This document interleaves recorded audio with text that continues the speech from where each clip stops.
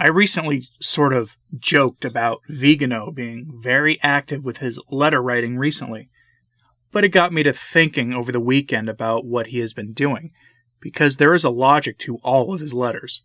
So today I'm going to revisit the logic of what he's saying, by tying his very first public letter to the one that made waves a couple of weeks ago, because Vigano is in fact trying to make a larger point, and it is one that we need to hear, especially as we head towards what's likely the fulfillment of the chaos of this year, and its real purpose. So buckle up, because I think this is something we need to revisit and ponder. I wanted to take a moment first, though, to ask you to check to see if you're still subscribed. Our lovely host just did one of their periodic house cleanings of what they call latent or bot accounts, and that sort of thing, and there's always a few active accounts who get unsubscribed in the process. I've been told from some people that they were unsubscribed without their permission or knowledge, so see if you're still subscribed. And if you've been watching without being subscribed to the channel, and my stats say a fair number of people do, please do so. It helps a lot, and it is appreciated. Back to what Vigano has been telling us, though.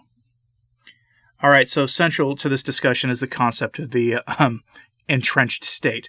It's a term you've heard many people use, but the real term definitely flies in the face of our lovely host's sensibilities, and I should know from personal experience. Vigano, in his letter to the president, referred to an entrenched church that mirrored that problem that he faced in the state. It's the stuff of tinfoil hat theories if you're uninitiated in the political science literature, but I assure you, it's very real. In graduate school, my professors all spoke about how we as budding public administrators were going to be in a position to work and enact policy that we didn't agree with, and in so doing, change how it was implemented, to curb the worst desires of politicians, all in the name of the public good, of course. No one elected us, of course, though the professors would never dare say that, and given the nature of contracts and other protections for employees, good luck ever getting rid of us. This concept that people make fun of a certain president for talking about is openly admitted by educators and those who work in positions, at least to their students. It's all a big joke if you think about it, at least how they talk about it in public. But the concept is nothing new.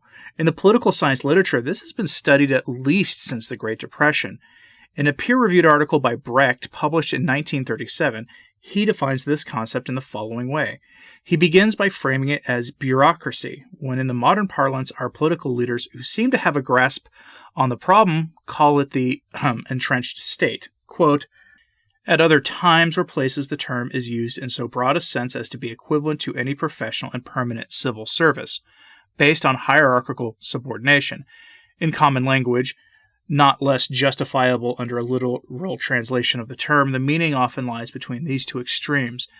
It refers neither to a system of government nor to the civil service as a whole, but to any kind of political control exercised consciously or unconsciously by civil servants as distinct from, and eventually in contrast to, the political exponents of the government. End quote. I'd have that on your screen for you, but again, the peer-reviewed journal articles tend to be very, very much controlling about how their content is used publicly and are not necessarily a big fan of fair use. But anyway, this concept isn't limited to the apparatuses of government. This is, in fact, in every facet of society. Hollywood, highly bureaucratized. The music industry, the arts in general, highly bureaucratized. Professional and collegiate sports, absolutely. The big business portion of the private sector, definitely. Look at how quickly they all fell in line to adopt the rhetoric of the agents of chaos. And yes, and especially the church, which was one of their first targets. This was the work of AA 1025 and Bella Dodd, to put men in place who were not morally fit to be in any position of authority in the church, and then help them ascend as high as possible. This embedded nature of their rule is seen so clearly today, and has been for some time, since the 1990s, when Father Malachi Martin was talking about this problem publicly, when saying that if people complained to the Vatican about heresy being preached by their bishop, or trying to report their priest for unspeakable acts of the McCarrick variety, nothing would happen. The permanent bureaucracy would intercept the communication to protect their chosen men. But dare to defend tradition, dare to recognize the state of the emergency in the church and act accordingly, you got excommunicated and with a vengeance. Apply that to the secular world, and you see the same thing being played out now. Vigano has been pointing this out for a lot longer than in his recent letter to and prayers for the president. The central thrust of Vigano's letters has been of a subversion of the church from within that has stopped all attempts to attain justice for those harmed by men in positions of power of the McCarrick variety, and especially of McCarrick himself. Throughout the now seemingly long past 2 years that Vigano has been a near household name for Catholics, he has listed problems after problem in nearly monthly interviews or letters. Since the affliction, Vigano has stepped up his output of writing considerably, penning a prayer for the president just a few days ago. But it is his initial letter, that letter of August 22nd, 2018, that we should briefly revisit. I'm not going to re-record it here for you. I have it on the channel if you want it. No, I have a couple of quotes.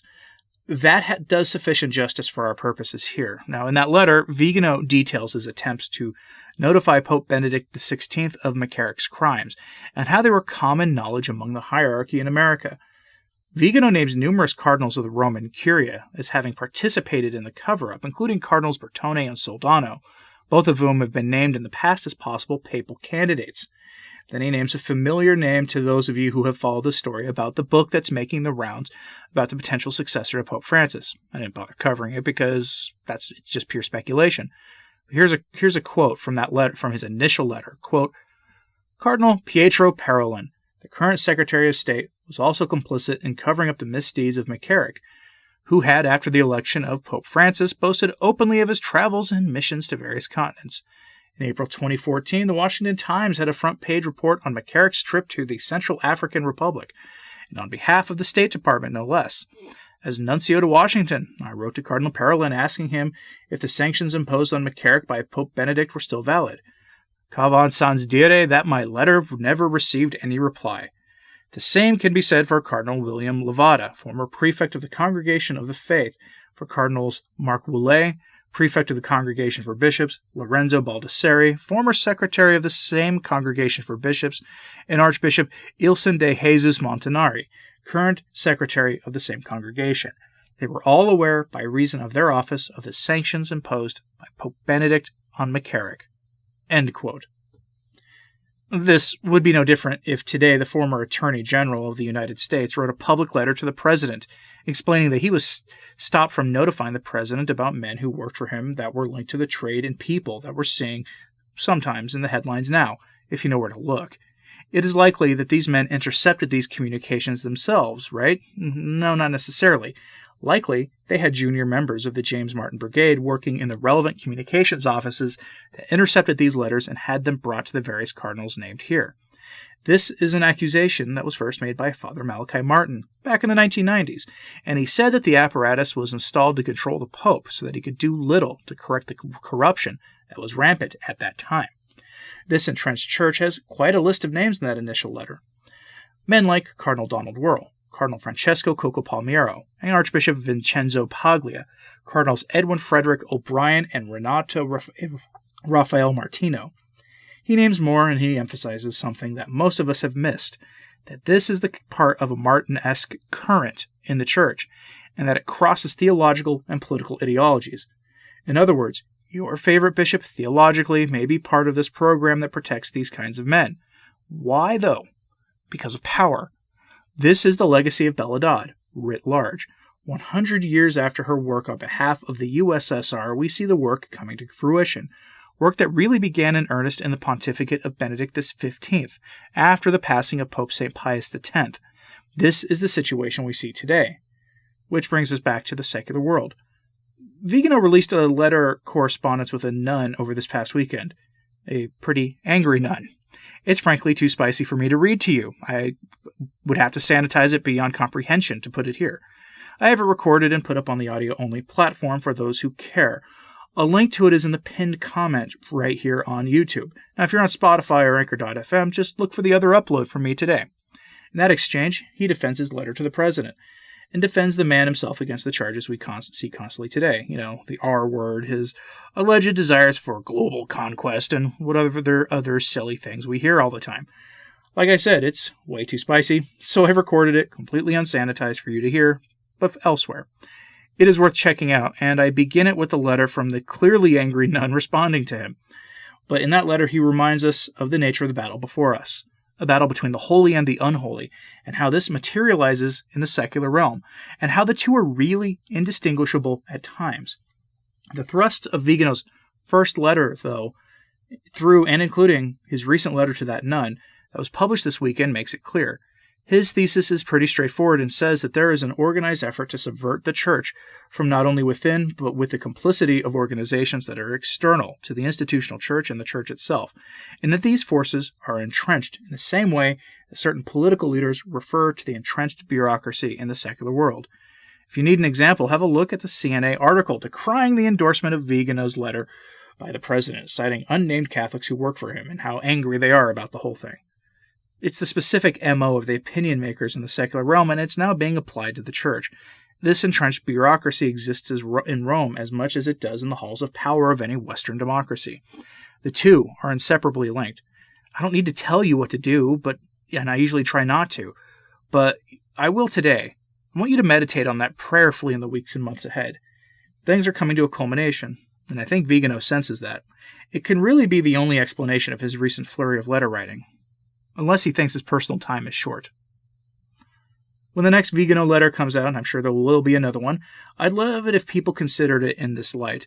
I think he sees a serious issue of subversion across all the institutions of the West, and is trying to make us aware of the problem. But what do you think? Let me know in the comments, please. And please pray for the church. Thanks for listening. I'm Anthony Stine. Ave Maria.